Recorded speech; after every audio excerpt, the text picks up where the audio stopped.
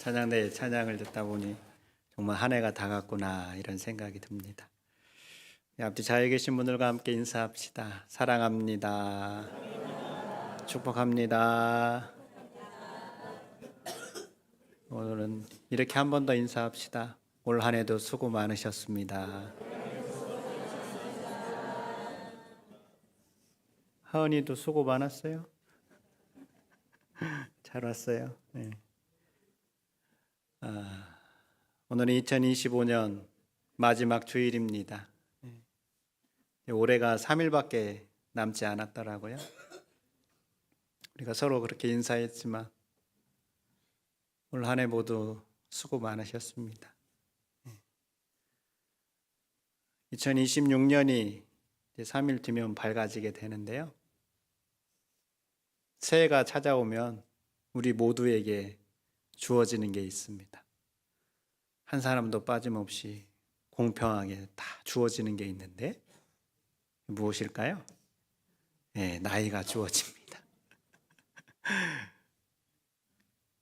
나이 얘기를 왜 할까 따지고 싶지 않은데 이런 생각이 들 수도 있는데요. 이런 생각을 알았는지 이환천이라는 시인이 이렇게 재미있는 시를 썼어요. 나이라는 제목으로. 한번 들어보세요.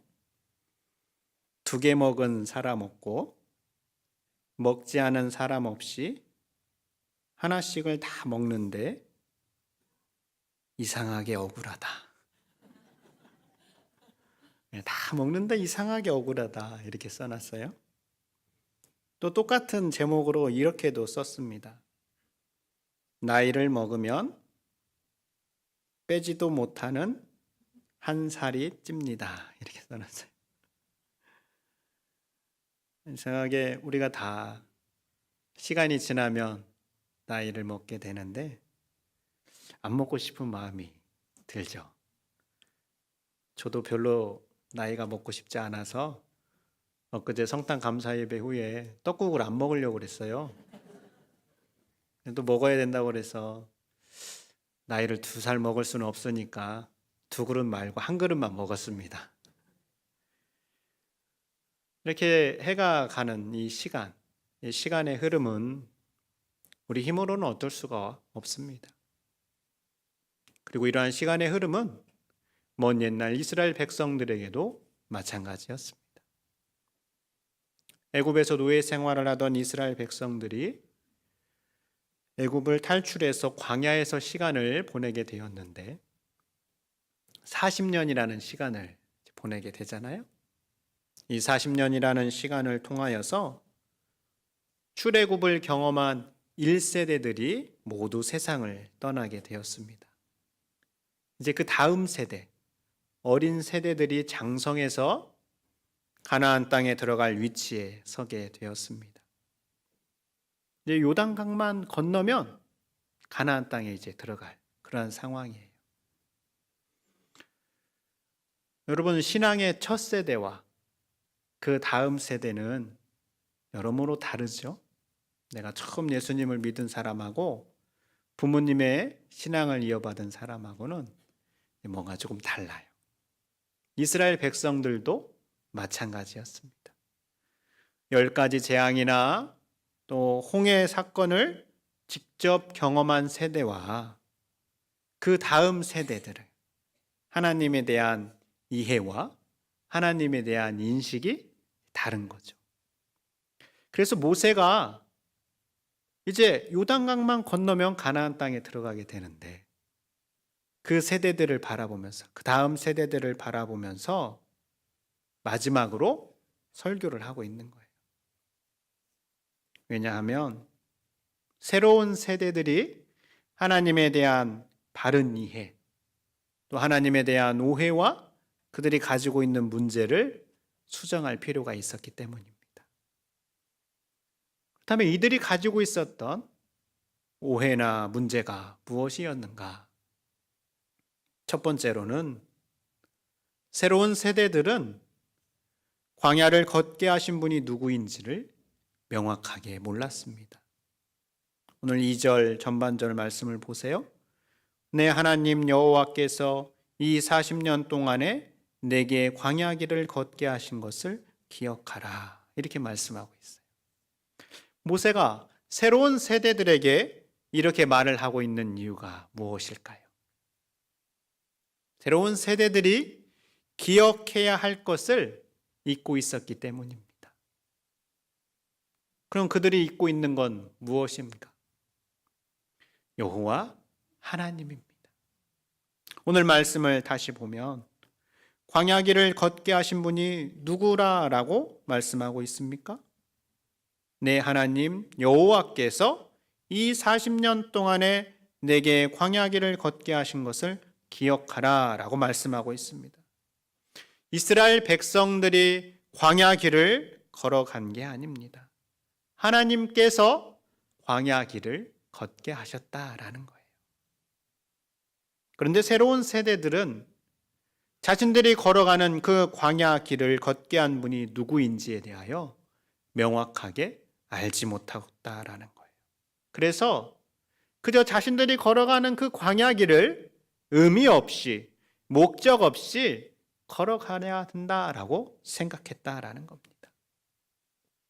또한 새로운 세대들은 자신들이 무엇으로 살아야 하는지를 명확하게 알지 못했습니다. 오늘 3절 말씀 보세요. 너를 낮추시며 너를 줄이게 하시며 또 너도 알지 못하며 내 조상들도 알지 못하던 만나를 내게 먹이신 것은, 그 다음 같이 읽어볼까요? 사람이 떡으로만 사는 것이 아니요 여호와의 입에서 나오는 모든 말씀으로 사는 줄을 내가 알게 하려 하심이니라. 아멘. 여러분, 광야를 걸으며 이스라엘 백성들에게 양식이 되었던 것이 무엇입니까? 만나와 메추라기입니다. 근데 새로운 세대들은 자신들에게 주어지는 만나와 메추라기로 자신들이 먹고 사는 줄 알았어요. 그래서 만나와 메추라기가 없을 때에는 먹을 게 없다라고 원망했습니다. 그러나 오늘 하나님은 어떻게 말씀하십니까? 이스라엘 백성들이 무엇으로 살아간다라고 말씀합니까? 여호와의 입에서 나오는 모든 말씀으로 산다라고 말씀합니다. 그러나 새로운 세대들은 눈에 보이는 것을 의존하며 보이지 않는 하나님의 말씀으로 살아간다라는 것을 알지 못하고 있었던 것이죠. 또한 새로운 세대들은 자신들이 당하는 어려움, 고통 혹은 징계의 이유를 몰랐습니다. 오늘 5절 말씀을 보면 이렇게 기록되어 있습니다. 너는 사람이 그 아들을 징계함 같이 내 하나님 여호와께서 너를 징계하시는 줄 마음에 생각하고 라고 기록되어 있어요. 여러분, 광야에서 이스라엘 백성들은 소위 징계와 같은 어려움을 겪었습니다. 불뱀에 몰려 죽기도 했고요. 이 땅이 갈라져서 많은 사람들을 삼키기도 했습니다. 또 연병이 돌아가지고 많은 사람들이 생명을 잃기도 했습니다. 이러한 일에 대하여서 이스라엘 백성들은 왜, 무엇 때문에 이러한 일이 일어나는지 알지 못했다라는 거예요. 여러분, 우리가 우리의 자녀를 때로는 혼내거나 징계할 때가 있잖아요. 우리가 왜 그렇게 합니까? 우리의 자녀들이 잘 되기를 바라는 마음에서 그렇게 하는 거죠.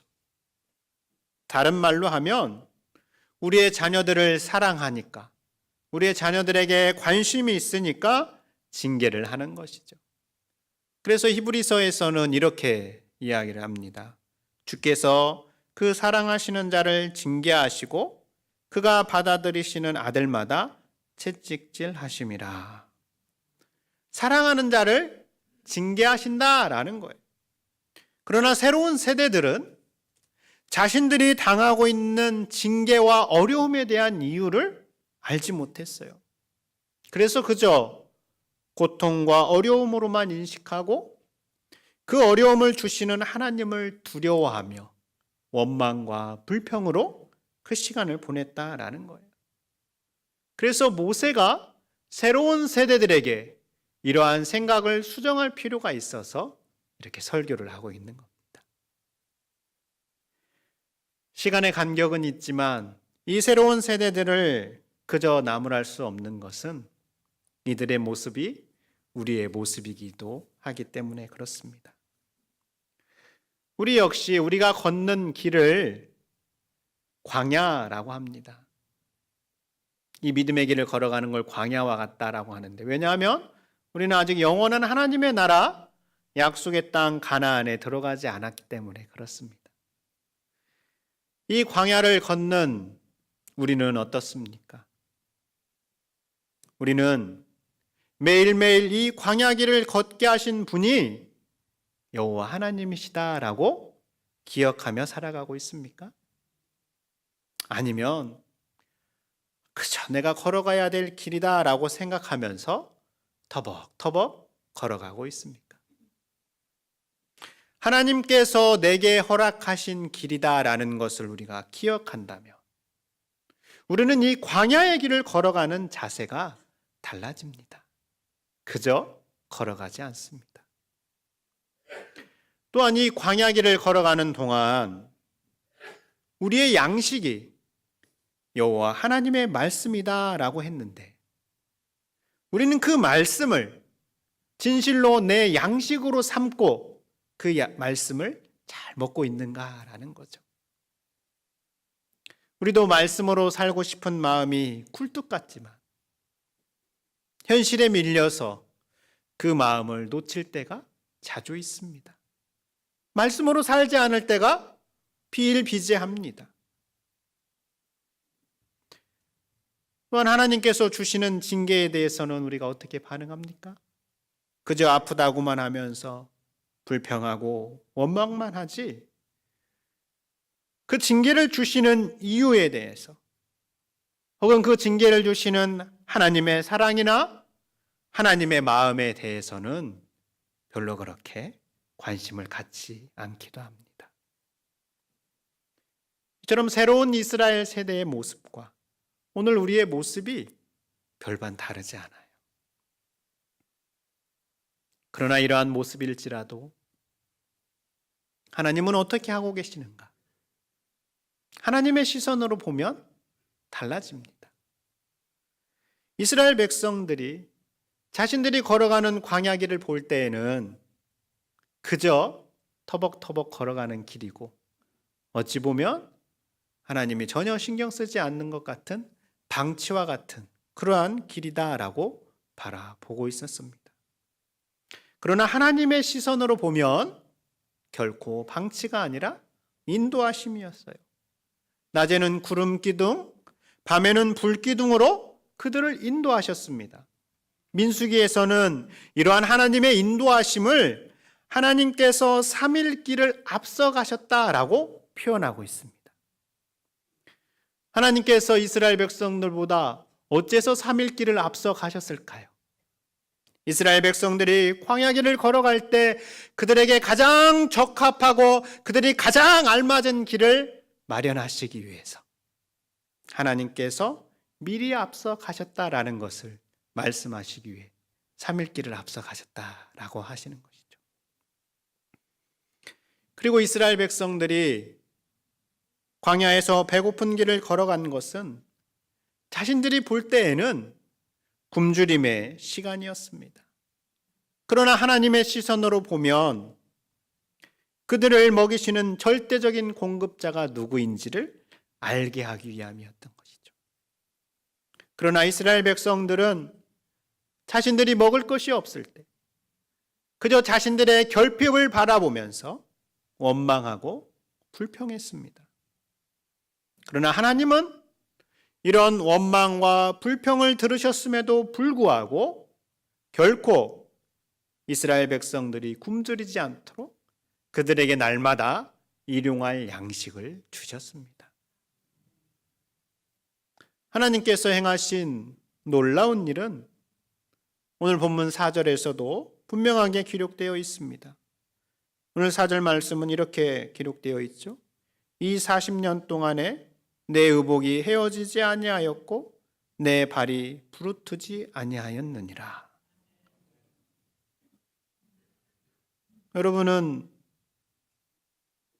신발이나 옷을 사면 얼마나 오랜 시간 착용하십니까? 혹시 40년간 동일한 옷이나 신발을 신고 있는 분 계십니까? 하나님께서는 이스라엘 백성들에게 40년 동안 이 옷이 헤어지지 않도록 또 발이 부르트지 않도록 돌보셨다라고 말씀하고 있습니다. 이스라엘 백성은 하나님이 자신들을 어떻게 돌보셨는가 하나님을 향하여 원망할지 몰라도 하나님은 40년을 하루같이 그들의 보호자가 되셔서 그들을 인도하신 것이죠. 그러면서 사랑의 관계를 끝까지 유지하셨습니다. 오늘 5절 말씀 같이 한번 읽어보겠습니다. 시작. 너는 사람이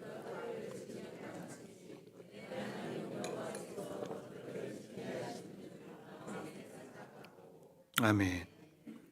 하나님의 징계에 대하여 이스라엘 백성들은 불평하면서 왜 이렇게 힘들게 하냐라고 원망할지 모르지만 하나님은 사랑하는 아들을 징계하는 것처럼 이스라엘을 대하셨다라는 거예요. 하나님은 원망하는 이스라엘 백성들을 향하여서 결코 그 사랑의 끈과 관계를 놓아버리지 않으셨다라는 겁니다. 이처럼 이스라엘은 자신들이 걸어온 광야길에 대하여서 하나님이 방치하셨다. 또 하나님을 향한 원망과 불평으로 자신들이 걸어온 길을 바라봤지만 하나님의 시선은 달랐습니다.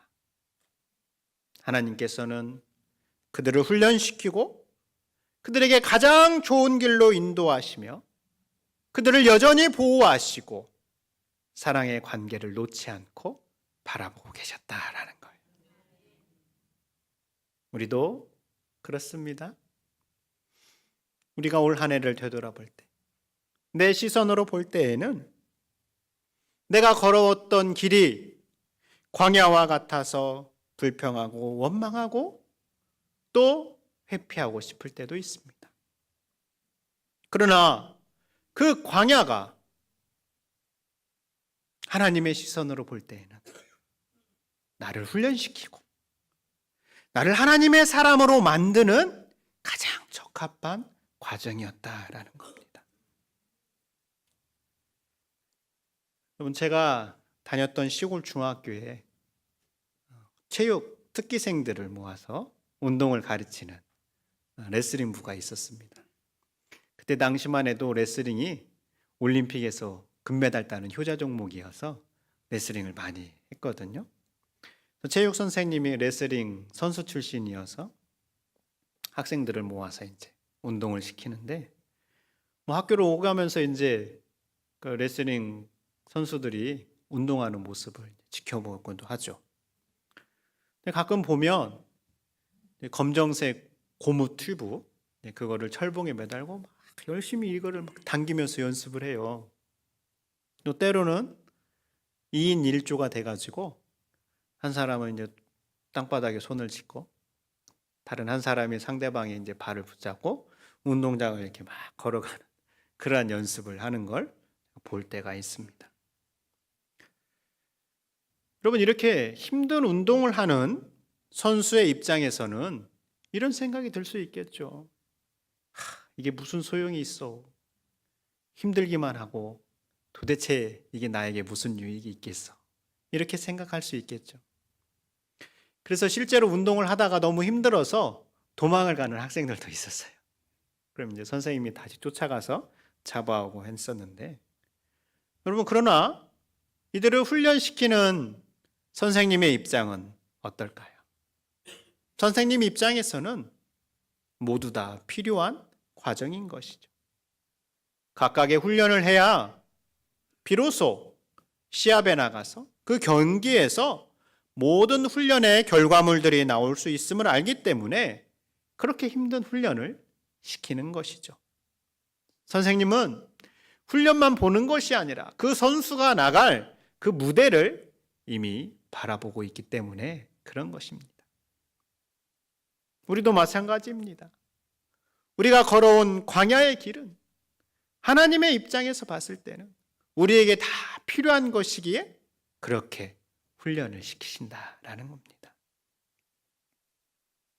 성도 여러분, 2025년 여러분이 걸어온 길이 어떻게 다가오십니까? 도대체 왜 이런 길을 걷고 있는지 이해가 가지 않을 때도 있고, 하나님이 계시지 않는 것처럼 느껴졌을 때도 있을 수 있습니다.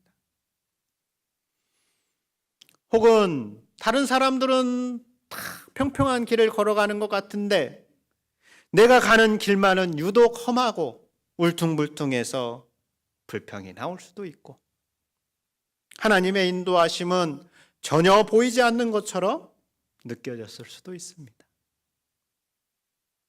때로는 하늘을 향하여서 큰 소리로 왜 내게 이러한 일이 일어났냐라고 원망하고 싶은 그러한 일도 있을 수 있습니다.